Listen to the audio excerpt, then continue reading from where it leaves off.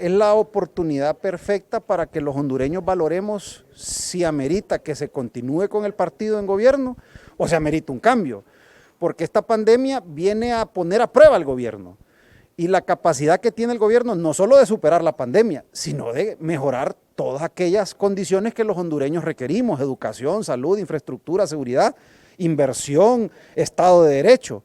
Entonces, más bien es oportuno que nosotros estemos en el año anterior a los procesos electorales, tanto primarios como generales, porque esa es la oportunidad que va a tener el pueblo hondureño de validar al partido que esté en el gobierno o de ejercer un voto de castigo y exigir un cambio. ¿Se ha evidenciado una vez más este gobierno con falta de transparencia en los usos de los recursos destinados para el COVID-19? Bueno, yo creo que eso es de notorio conocimiento. Es decir, yo decía la vez pasada, por ejemplo, vi una orden de compra de Inves de esta mascarilla a 140 lempiras y yo salía a un comercio local y las conseguí en 75 y yo lo compré 150, el gobierno estaba comprando 250,000.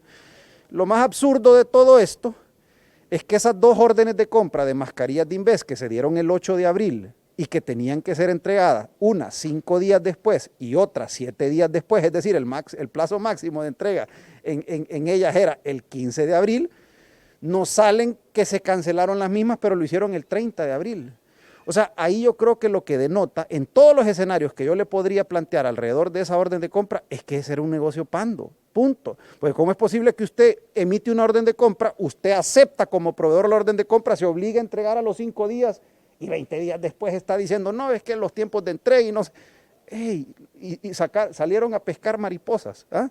Y ver qué podían hacer para hacer plata, pues del pueblo, lastimosamente del pueblo hondureño y lastimosamente en medio de una crisis que va a quitar muchas vidas hondureñas. ¿Y qué pasa con los entes contralores y fiscalizadores del Estado, abogado? No, si es que mira, decime cuál ha sido el último caso de importancia que vos has escuchado que salió del Tribunal Superior de Cuentas.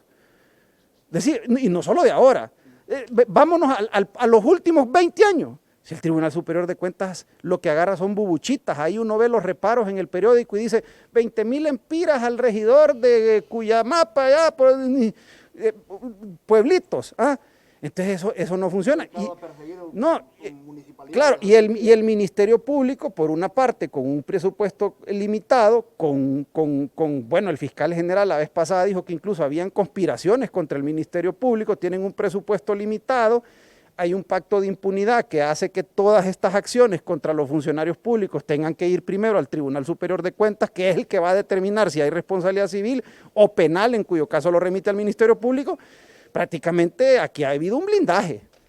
Hay sectores que manifiestan que el actual gobernante anda en campaña política y que está utilizando esta pandemia, esta crisis humanitaria, abogado, para enaltecer su figura a nombre de esta pandemia, y tendrá él el valor moral de querer seguir en el poder. No, mire, es que yo creo que sería ingenuo de nosotros creer que el Partido Nacional no va a trabajar para sostenerse en el poder. El fin de un partido político es alcanzar el poder, y una vez que lo ha alcanzado, el segundo fin, ¿cuál es? Sostenerse.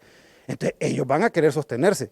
Y Juan Orlando creo que ve la tremenda oportunidad de una crisis social que estamos viendo en el país, una crisis económica que se nos va a venir, aunque abramos mañana, porque se nos va a venir, porque el mundo va a estar en recesión.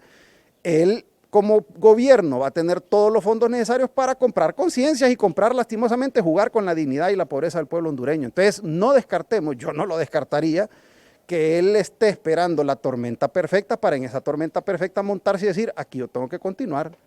Pero aquí la última decisión la debe de tomar el pueblo. Bueno, es que, mire, yo realmente estoy claro que donde uno se manifiesta a favor o en contra es en los procesos electorales, pero con lo que vivimos en el proceso electoral pasado y lo que estamos viendo de deterioro en la institucionalidad, puede hacer que nosotros ocupemos ir más allá de un proceso electoral para lograr cambios en este país. ¿Cómo qué?